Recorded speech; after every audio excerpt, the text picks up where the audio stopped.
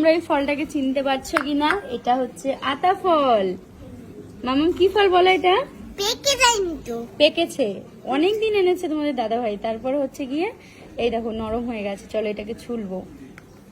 দেখো এখন দুপুরবেলায় আমি আর মামাম বসে আছি, আর এই যে এই ফলটা হঠাৎ করে ফলের ঝুড়িতে দেখলাম যে নরম হয়েছে, পেকে গেছে।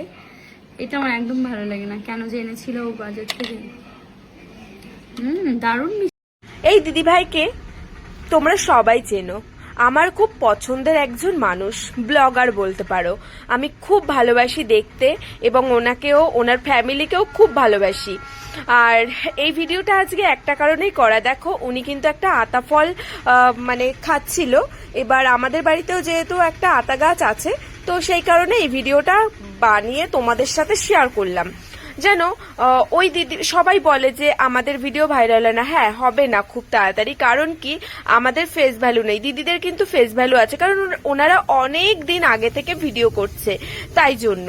তো দেখো আমি কিন্তু আমার গাছ থেকে পাকা একটা আতা পেরেছি।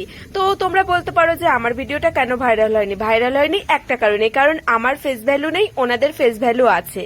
আমার খুব ভালো লাগে দিদিভাইকে এবং দিদিভাইয়ের ভিডিও দেখতেও খুব ভালোবাসি, তাই ভাবলাম যে আমার বাড়িতেও যেহেতু একটা আতা পেকেছে, তাই এই ভিডিওটা দিয়ে করি। যে সবাই বলে যে আমাদের ভিডিও ভাইরাল হয় না, ভাইরাল হয় না, ভাইরাল হয় না এই কারণেই যে আমাদের কোনো ফেস ভ্যালু নেই, আর দিদিভাইরা অনেক দিন আগেকার মানুষ, মানে ভিডিও করে, তাই জন্য।